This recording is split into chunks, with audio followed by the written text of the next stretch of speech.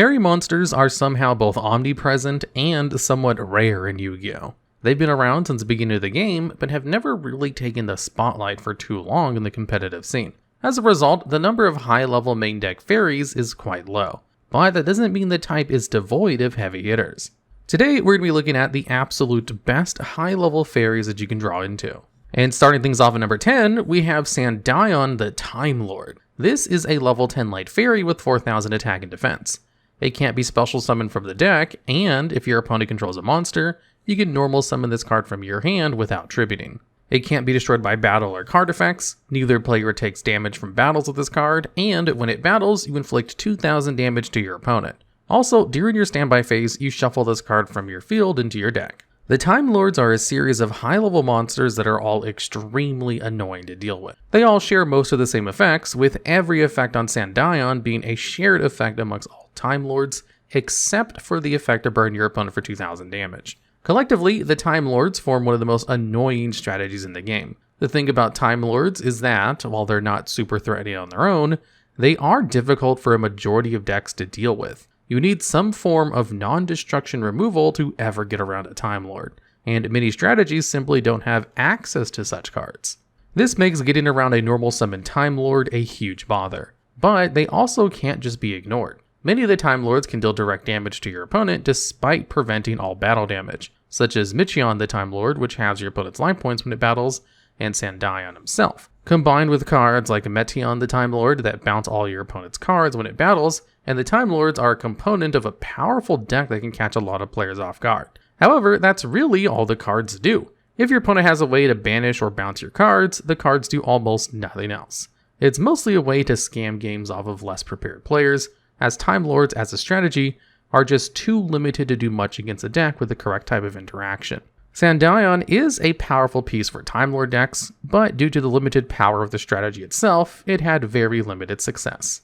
And at number 9, we have Kuriboh level 9. This is a level 9 light fairy, and it has the effect where, as a chain link 3 or higher, you can special summon this card from your hand as a quick effect. All spell cards that are activated, which would be sent to the graveyard, are banished instead, and it gains 500 attack and defense times the number of spell cards in your opponent's graveyard. Also, you can only control one Kuriboh level 9.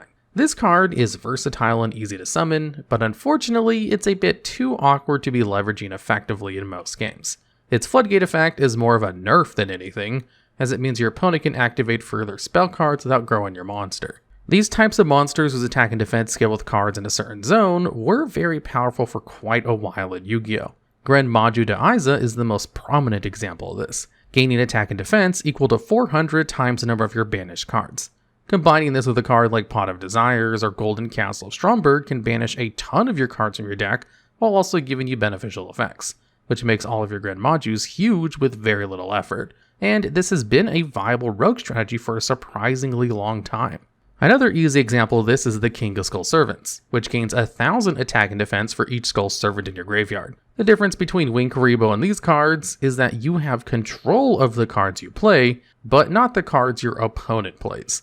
This makes it a lot harder to make Kuriboh huge, but not impossible. Players will usually play a good number of spell cards thanks to how powerful they are, and you can forcibly mill your opponent using cards like Gravekeeper Servant and Soul Levy to force more spell cards into their graveyard. All you have to do to make Kuriboh reach a respectable 2,500 attack and defense is to get 5 spells in your opponent's graveyard, which isn't that difficult. The issue here is that, historically, having cards in your graveyard is usually a good thing, so milling your opponent could very well be helping them.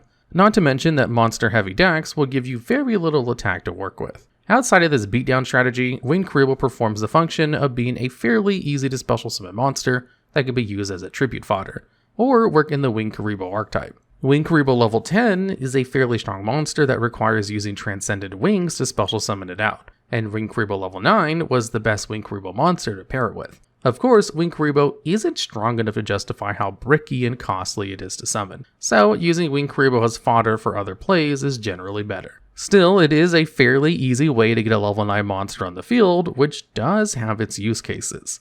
And at number 8, we have Amaterasu. This is a level 9 light fairy spirit monster with 3,000 attack and defense. It can't be normal or special summoned, so must be normal sat instead. And, like all spirits, the turn it's summoned or flip face up, you must return it to the hand during the end phase. It has the effect where, during either player's turn, if an opponent targets a face-down monster you control, you can flip this card into face-up defense position, draw a card, and also, if it's flipped face-up, banish all other cards on the field. Amaterasu is a very powerful card, but its harsh restriction makes it difficult to utilize, as is the case with most spirit monsters. While there are spirit monsters that have seen competitive play, such as the classic Tsukiyomi or the more niche Asura Priests, which have usually seen play thanks to being able to have a massive impact on the game the turn they're summoned, Tsukiyomi's ability to put anything on the field into face-down defense position can allow you to reuse powerful effects such as Magician of Faith back in the day, and Asura Priest was a great counter to Scapegoat or Recruiters. Amaterasu is far more powerful than either of these cards in effect, but it requires your opponent's cooperation to function properly. On top of requiring 2 tributes, your opponent will have to target one of your face-down monsters or attack into Amaterasu to get a board wipe effect off. This makes Amaterasu a relatively unattractive option, especially when cards like Dark Dust Spirit can also wipe the board while being easier to summon. Amaterasu was largely overshadowed throughout most of its history as a result, but the card is individually powerful enough to deserve a shout out over the other relatively few cards in this category. And at number 7, we have Valkyrie Sigrun. This is a level 9 light fairy with 2200 attack and 2400 defense. It has effects where you can target a face-up spell or trap card you control and send it to the graveyard to special summon this card from your hand. And if this card is normal or special summoned, you can special summon a level 8 or lower Valkyrie monster from your hand or graveyard. This is an archetype built, in part, around 3 continuous spells. Goddess Skuld's Oracle allows you to check the top 3 cards of your opponent's deck and put them back in any order, but locks you out of summoning any monsters except fairies. Also, when you activate it, if all of your monsters are Valkyrie monsters, you can add Goddess Verdande's Guidance from your deck to your hand. This continuous spell allows you to, once per turn, declare the type of card of your opponent's top card of their deck, and if you guess correctly, you set it to your opponent's field. If you're wrong, your opponent adds it to their hand. Also, when you activate Verdande's Guidance, if all of your monsters are Valkyrie monsters, you can add Goddess's Erd Verdict from your deck to your hand. This continuous spell has the effect where, once per turn, you can declare a card name, then target a set card your opponent controls. If you name that card correctly, you banish it. Otherwise, banish a card you control. Also, it makes it so that none of your other Valkyrie monsters can be targeted or destroyed by your opponent's card effects. This little engine can allow the deck to mess with your opponent's deck and get rid of good draws, which can be extremely powerful in the right context. The use of these continuous spells is a larger part of the Valkyrie strategy, and combining it with Sigrun can allow you to make some very powerful plays. Sigrun can send one of your flagship spells to the grave to summon Sigrun, and then reborn something like Valkyrie's Vite, which can return your continuous spells back to your hand anytime it battles, on top of destroying an opponent's monsters when it's summoned. This makes Sigrun a very powerful playmaker for Valkyrie decks, and it's a common card to see in Valkyrie builds. The main thing holding Sigrun back is that, unfortunately, Valkyries are a fairly weak archetype that hasn't seen much success in the competitive scene. We may see more of Sigrun in decks if the archetype gets more support, but as of right now, the card is mostly waiting for a chance to shine. And at number 6, we have Prediction Princess Tarotrei. This is a level 9 light fairy ritual monster with 2700 attack and 1200 defense. It can be ritual summoned with Prediction Ritual. During your end phase, you can special summon a flip monster from your hand in face-down defense position. Also, it has 2 effects that it can use once per turn. It can either target a face-down monster and flip into face-up attack position, or target a face-up monster and flip it into face-down defense position, both as quick effects. The Prediction Princess deck is based around flip monsters, and attempting to abuse their effects. There are a ton of great cards to abuse with this archetype. The Shadows, Subterrors, and one-off cards like Guard Dog all have amazing flip effects that Tarotrei can activate whenever you want, a huge advantage that fixes some of the fundamental issues with flip monsters. Flip monsters are usually slow and reactive, having to wait for your opponent to attack into them or for your next turn to come around to use their flip effects. These effects can be far more powerful than the average monster thanks to those downsides. Tarotrei's special summoning ability allows you to set up these sorts of plays far more easily, especially thanks to the ability to special summon from the graveyard. This allows you to make plays such as using Pot of the Forbidden for the full material of the ritual summon of Tarotrei, and then summon it back to use its powerful effects immediately. Even without these synergies, Tarotrei can function as a form of disruption thanks to its ability to Book of Moon any other monster on the field. Hitting a tuner monster at the wrong time can box the opponent out of synchro plays, for example. The main things holding Tarotrei back are the inherent limits of ritual monsters, and the fact that there just aren't that many flip monster archetypes to combine it with. Ritual monsters have historically been clunky, though luckily you can use pre-preparation of rites with Tarotrei to alleviate the problem to a degree. Additionally, since the power of this card is tied to flip monsters, its uses are tied to the lifespan of those flip archetypes. Once Subterror and Shadowll got power crept out of relevance, there wasn't much use for Tarotrei. Of course, when the next flip archetype comes out, Tarotrei will be up to bat for use in those strategies once again. And at number 5, we have Arahime, the Manifested Mikanko. This is a level 9 light fairy ritual monster with 0 attack and defense. It can be special summoned with Mikanko Kagura, and has the effects where it can't be destroyed by battle, and your opponent takes any battle damage you would take from its battles. While this card is in your hand or graveyard, and you have another Mikanko card in your grave, you can target a card in the field and equip it to that monster as an equip spell. Then, during the end phase, you can return this as an equip spell and the monster it's equipped to from the field to the hand. Now, the Mikanko archetype is an incredibly powerful and frustrating archetype built around crashing their monsters into your opponent to perform a cheeky OTK. The deck has a lot of things helping its success, such as an equip spell which can steal an opponent's monster, and a way to cheat out its 2 ritual monsters with the Great Mikanko Ceremony. Speaking of other Mikanko rituals, that's where the problem begins. Arahime has largely been overshadowed by its contemporary, Ohime the Manifested Mikanko. Ohime is a great consistency booster for the archetype that not only searches out any Mikanko card from your deck, but also allows you to re-equip an equip spell from your grave to one of your monsters, which is important as the non-ritual Mikankos don't get their battle damage shuffling effects unless they're equipped. Ohime often pushes Arahime out of Mikanko lists, at least in advanced format. In the newer Genesis format, Ohime costs a steep 33 points. At least it does now that Konami fixed their accidental pointing of Arahime, so playing multiple copies of Ohime is far more difficult. Many Genesis Mikanko lists have been playing copies of Arahime to make up for the relative lack of Ohime available to them. And at number 4, we have Cyber Angel Vrash. This is a level 10 light fairy ritual monster with 3000 attack, 2000 defense, which can be summoned using Machine Angel Ritual. If it's ritual summoned, you destroy all monsters your opponent controls that were special summoned from the extra deck, and deal 1000 damage to them for each one you destroy. If you do, this monster can attack twice each battle phase's turn. Also, once per turn, if your opponent activates a card or effect that would destroy a card in the field, you can shuffle a ritual monster from your graveyard into the deck to negate the activation and destroy that card. Cyber Angels are another ritual-based fairy archetype, which you may notice is a bit of a common theme here. Cyber Angels were one of the first fairy ritual archetypes, and as a result, it's a bit basic when compared to more modern archetypes. This has actually worked to the archetype's benefit in some ways, as a lot of Cyber Angel cards are generally applicable in any other ritual or fairy deck. The most popular example of this is of course Cyber Angel Ben 10, which has the effects where, when this card is tributed, it allows you to add a light fairy monster from your deck to your hand.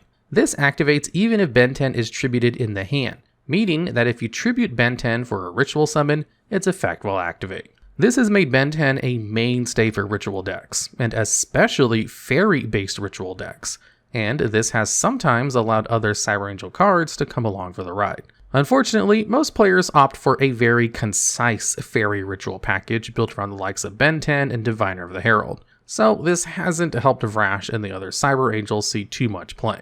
When a deeper Cyber Angel package is splashed into other decks, the lower ritual monsters are more common thanks to the ease of summoning them as well. Still, Vrash is a very powerful boss monster, and a deck that does try to play Cyber Angels as a dedicated strategy will be happy to have it. And at number 3, we have Dreaming Reality of Nemleria Realized.